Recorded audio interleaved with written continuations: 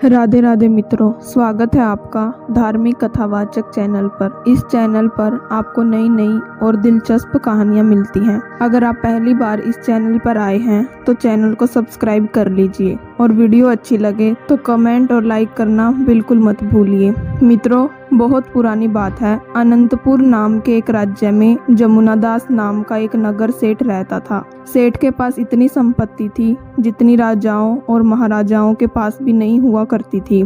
सेठ जमुनादास की केवल एक ही संतान थी और वह थी उसकी बेटी अवंतिका। जमुनादास की बेटी अब जवान हो चुकी थी और वह चाहता था कि अपनी बेटी की शादी जल्द से जल्द करवा दे, क्योंकि जमुनादास को यह अंदेशा था कि वह अब बूढ़ा हो चला है। लेकिन जब भी वह अपनी बेटी से शादी की बात करता तो उसकी बेटी यह कहकर टाल देती कि पिताजी, मैं आपकी सेवा करना चाहती हूँ। और फिर एक दिन सेठ जमुनादास ने अपनी बेटी को समझा बुझाकर उसकी शादी दूसरे नगर के एक बहुत ही बड़े व्यापारी के साथ कर दी, जिसका नाम था रामचरण। बेटी घर से विदा हो गई तो सेठ जमुनादास ने भी चैन की सांस ली।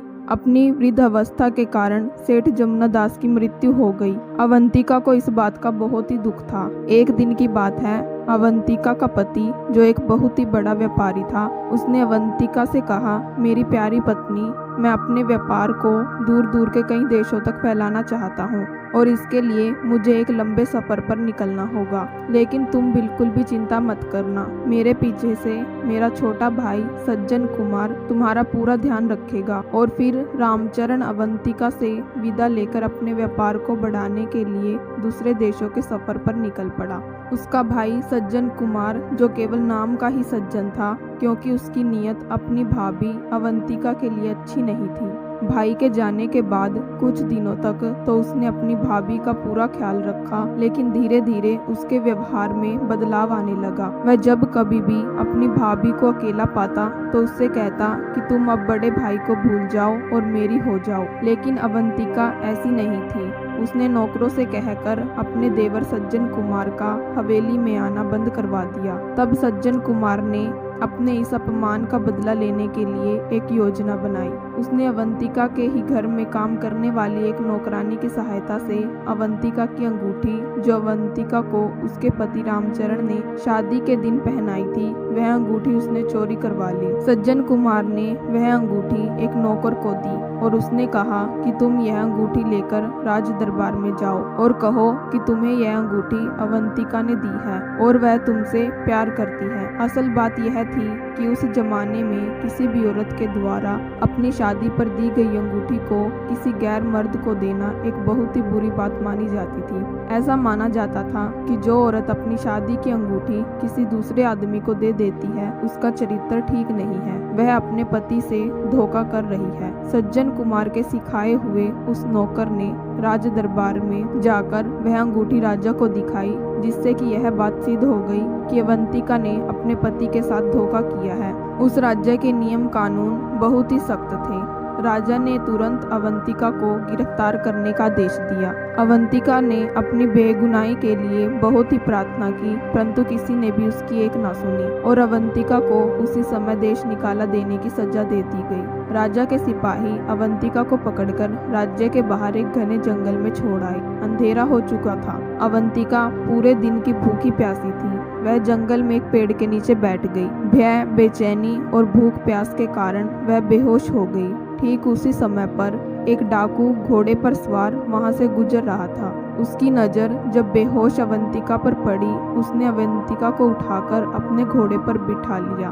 घोड़े को सर पर दौड़ाते हुए वह अपने ठिकाने पर आ गया। अवंतिका को जब होश आया तो उसने पूछा, मैं कहाँ पर हूँ और आप कौन हैं? डाकू ने कहा, सुनो लड़की, तुम अब बिल्कुल घबराओ मत, तुम यहाँ पर बिल्कुल सुरक्षित हो। उस घर में डाकू के अलावा उसकी पत्नी और उसका एक 4 साल का बेटा भी था। इसके अलावा डाकू का एक गुलाम था जो उसके घर के सारे काम किया करता था। डाकू की पत्नी ने जब पूछा कि यह लड़की कौन है तो डाकू कहने लगा, यह बेचारी किस्मत की मारी बेसहारा है, इसलिए मैं इसे यहाँ पर ले आया। अवंतिका डाकू के घर पर ही रहने लगी। वह डाकू के परिवार से काफी घुल मिल गई थी। इसी दौरान डाकू का गुलाम एक दिन अवंतिका को अकेला पाकर उससे कहने लगा कि तुम डाकू के खजाने में से कुछ हीरे चुराकर मुझे दे दो, इसमें तुम्हारा भी फायदा होगा। लेकिन अवंतिका ने इससे साफ इनकार कर दिया। तब गुलाम ने गुस्से से भरकर कहा, मेरी बात ना मानने की सजा तुम्हें जरूर मिलेगी। यह डाकू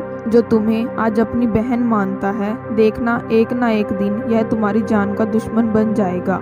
अब उस गुलाम ने अवंतिका से बदला लेने की पूरी योजना बना ली। एक रात की बात है, जब वह डाकू घर पर नहीं था तो उस गुलाम ने डाकू के सोए हुए बेटे की चाकू से गर्दन काट दी और खून से सना हुआ वह चाकू चुपचाप जाकर सोई हुई अवंतिका के तकिए के नीचे रख दिया। जब सुबह हुई, डाकू घर में वापस आया तो उसने अपने बेटे को मरा हुआ पाया। यह देखकर डाकू का मानो कलेजा ही फट गया। उसकी पत्नी जोर जोर से चिल्लाने लगी। तभी वह गुलाम भागता भागता आया और कहने लगा, मालिक, आपके बेटे को किसने मार दिया? अगर मुझे इस बात का मालूम पड़ जाए तो मैं अभी उससे बदला ले लूंगा। मैं उस हत्यारे को जिंदा नहीं छोड़ूंगा। और फिर जमीन पर पड़े हुए खून के छींट को देखकर वह कहने लगा, देखिए मालिक, यह खून के छींटे किस तरफ जा रहे हैं। और फिर वह खून के छींट का पीछा करते हुए डाकू को अवंतिका के कमरे में ले आया। गुलाम चिल्लाकर कहने लगा, मालिक, इस दुष्ट लड़की ने आपके बेटे की हत्या की है। अवंतिका के बिस्तर की तलाशी ली गई तो खून से सना हुआ चाकू उसके तकिए के नीचे से बरामद हुआ। अब वह गुलाम चिल्ला चिल्ला कर कहने लगा, मैं अभी इस लड़की को मौत के घाट उतार दूंगा। डाकू ने इशारे से उसे रोका और अवंतिका से पूछा कि तुमने मेरे बेटे को क्यों मारा? अवंतिका कहने लगी, ईश्वर जानता है कि मैं बेकसूर हूँ, मैंने आपके बेटे को नहीं मारा। भला मैं आपके बेटे को क्यों मारूंगी? आपने मुश्किल समय में मेरी सहायता की है, मैं आपके साथ ऐसा क्यों करूंगी? अवंतिका की बातें सुनकर डाकू को भी इस बात का विश्वास हो गया था कि अवंतिका उसके बेटे को नहीं मार सकती। लेकिन डाकू की पत्नी कहने लगी कि अब जो भी हो, यह लड़की मेरी आंखों के सामने नहीं रह सकती, वरना मैं जीते जी मर जाऊंगी। तब डाकू ने अवंतिका से कहा, देखो बहन, एक बार तो मैं यह मान सकता हूँ कि तुमने मेरे बेटे को नहीं मारा, लेकिन अब तुम इस घर में नहीं रह सकती, तुम्हें इस घर से जाना होगा।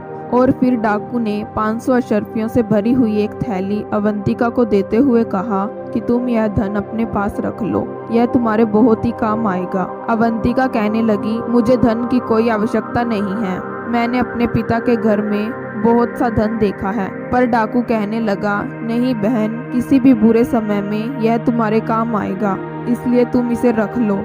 अवंतिका ने वह थैली अपने पास रख ली और कहने लगी, मैं ईश्वर से प्रार्थना करूंगी कि एक ना एक दिन आपको सच्चाई मालूम पड़ जाए कि मैंने आपके बेटे की हत्या नहीं की। इतना कहकर अवंतिका वहां से चली गई। चलते चलते अवंतिका जब एक दूसरे नगर में पहुंची तो उसने देखा कि बहुत से लोग एक आदमियों को रस्सी में जकड़े हुए लिए जा रहे थे। पूछने पर पता चला कि उस आदमी ने कई लोगों से कर्जा ले रखा था और अब कर्ज वापस नहीं चुका रहा था, इसलिए लोग उसे सजा देने के लिए रस्सियों से जकड़कर ले जा रहे थे। अवंतिका ने पूछा कि इस आदमी का कितना कर्ज है? लोगों ने बताया, कम से कम 500 सोने की अशर्फियां। वह कहने लगी कि अगर मैं इसका कर्ज भर दूं, क्या आप लोग इसे छोड़ देंगे? हाँ हाँ, बिल्कुल छोड़ देंगे। अवंतिका ने उसके पास जो अशर्फियां की थैली थी वह उन लोगों को दे दी और उस अपराधी को छुड़वा लिया। यह देखकर लोग हैरान थे कि आखिर यह इतनी नेक दिल औरत कौन है जिसने एक अनजान आदमी को मौत के मुंह से बचा लिया। अवंतिका चुपचाप लोगों की नजरों से बचती हुई वहां से चली गई। अभी वह कुछ दूर ही पहुंची थी कि वह अपराधी जिसे अवंतिका ने बचाया था दौड़ता हुआ अवंतिका के पास आ पहुंचा। अवंतिका को लगा कि शायद वह उसका धन्यवाद करने के लिए आया है। वह अवंतिका के पास आकर कहने लगा, क्या तुम्हारे पास और भी दौलत है? तुम मुझे दे दो, मुझे दौलत की भौतिक आवश्यकता है। वह अवंतिका पर झपटने लगा। यह देखकर अवंतिका घबरा गई और सरपट भागने लगी। भागते भागते वह काफी दूर निकल आई और फिर थककर एक पेड़ के नीचे बैठ गई। इधर वह आदमी उसका पीछा करता हुआ आ रहा था। जब उसने देखा कि अवंतिका थकी थकी एक पेड़ के नीचे बैठ गई है तो वह भागता हुआ पास ही खड़े हुए एक समुद्री जहाज के मालिक के पास जा पहुंचा। उसने अवंतिका की तरफ इशारा करते हुए जहाज के मालिक से कहा, हुजूर, वह जो सामने लड़की बैठी है वह मेरी नौकरानी है, जिसे मैंने 500 अशर्फियों में खरीदा था। अगर आप मुझे 500 अशर्फियाँ दे दें तो मैं उसे आपके हवाले कर सकता हूँ। उस व्यापारी ने जब अवंतिका की सुंदरता देखी तो वह उस पर मोहित हो गया। उसने तुरंत 500 अशर्फियाँ निकालकर उस अपराधी को दे दी और कहने लगा, ठीक है, आज से यह मेरी हुई। इतना कहकर वह सौदागर अवंतिका के पास गया और उसका हाथ पकड़कर अपने साथ ले जाने लगा। अवंतिका ने कहा, तुम कौन हो और मुझसे क्या चाहते हो? सौदागर ने कहा, चुपचाप मेरे साथ चलो, क्योंकि मैंने तुम्हें 500 अशर्फियाँ देकर खरीद लिया है और वह देखो तुम्हें बेचने वाला अशर्फियों की थैली लेकर भागा जा रहा है। इसके बाद सौदागर ने अवंतिका को जबरदस्ती अपने कंधों पर बिठाया और उसे उठाकर अपने समुद्री जहाज में ले गया। सौदागर ने अवंतिका को जबरदस्ती समुद्री जहाज की एक कोठरी में बंद कर दिया। वह चाहता था कि अवंतिका उससे शादी कर ले, परंतु अवंतिका इसके लिए तैयार नहीं थी। उसी रात अचानक समुद्र में एक भयानक तूफान आ गया। तूफान के कारण समुद्री जहाज के परकच्चे उड़ गए, लेकिन अवंतिका एक लकड़ी के तख्ते पर तैरती हुई एक किनारे पर जा लगी। दूसरी तरफ वह सौदागर भी एक लकड़ी के तख्ते को पकड़े हुए किसी दूसरे देश में जा पहुंचा। अवंतिका को जब होश आया तो वह एक साधु की कुटिया में थी। असल में एक वृद्ध साधु अवंतिका को वहां से उठाकर अपनी कुटिया में ले आया था। अवंतिका साधु के साथ ही रहने लगी और वहीं पर अपना जीवन गुजारने लगी। साधु की कुटिया जंगल में थी, लेकिन कई लोग उस साधु महाराज के दर्शन के लिए आते थे। असल में साधु महाराज के पास एक कमंडल था। साधु उस कमंडल में जल भरकर अपने पास रखता। जो भी लोग अपनी दुख तकलीफ और रोग लेकर साधु के पास आते, साधु उस कमंडल का जल उन पर छिड़क देता और अपना आशीर्वाद देकर उन्हें बिल्कुल ठीक कर देता। इसलिए अक्सर लोग साधु के पास आया करते थे। दिन गुजरे, वृद्ध साधु को अब इस बात का अंदेशा हुआ कि उसकी मौत अब निश्चित है। तो उसने अवंतिका को वह कमंडल देते हुए कहा, बेटी, मेरी मृत्यु के बाद यह कमंडल तुम्हारे पास रहेगा। मैंने यह कमंडल अपनी तपस्या से प्राप्त किया है। अब इस कमंडल के द्वारा तुम लोगों के दुख दर्द और उनकी बीमारियां ठीक करोगी। इस कमंडल में जल भरकर तुम जब लोगों पर छिड़कोगी तो उनकी बीमारियां दूर हो जाएंगी, लेकिन तुम्हें इसका उपयोग सिर्फ परोपकार की भावना से ही करना है, अपने स्वार्थ के लिए नहीं। अवंतिका ने कहा, ठीक है बाबा, मैं आपको वचन देती हूँ, मैं ऐसा ही करूँगी। इसके बाद जब साधु महाराज की मृत्यु हो गई तो अवंतिका ने वह कमंडल अपने पास रख लिया। अवंतिका उस जंगल को छोड़कर आगे चलती। सफर तय करते हुए अवंतिका अब एक देश में जा पहुंची, जहां पर सिर्फ औरतों का ही साम्राज्य था।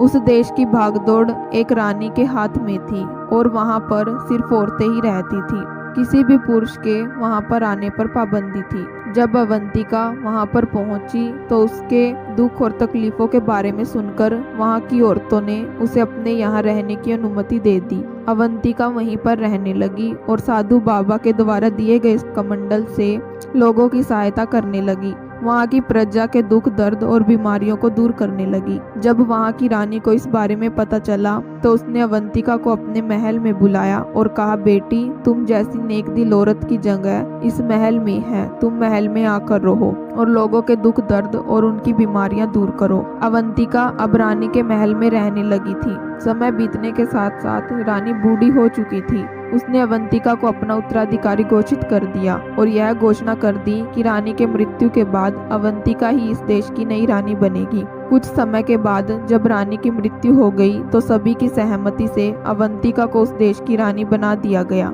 अवंतिका की ख्याति अब दूसरे देशों में भी फैलने लगी कि वह लोगों के दुख दर्द और उनकी बीमारियों को ठीक कर देती है। अब आसपास के देशों से भी कई लोग अवंतिका के पास अपनी बीमारियों का इलाज करवाने के लिए आने लगे। बदले में वह अवंतिका को ढेरों आशीर्वाद और दुआएं देकर जाते।